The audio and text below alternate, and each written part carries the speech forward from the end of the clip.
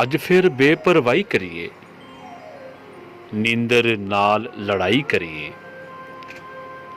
ਅੱਜ ਫਿਰ ਬੇਪਰਵਾਹੀ ਕਰੀਏ, ਨੀਂਦਰ ਨਾਲ ਲੜਾਈ ਕਰੀਏ। ਸੋਚਾਂ ਦਾ ਖਲਾਰਾ ਪਾਈਏ, ਪਲਕਾਂ ਨਾਲ ਸਫਾਈ ਕਰੀਏ। ਆਪੇ ਇਸ਼ਕ ਦੇ ਪੀਣੇ ਪਾਏ, ਆਪੇ ਹੀ ਕਿੰਜ ਦੁਹਾਈ ਕਰੀਏ। ਆਪੇ ਇਸ਼ਕ ਦੇ ਪੀਣੇ ਪਾਏ, ਆਪੇ ਕਿੰਜ ਦੁਹਾਈ ਕਰੀਏ।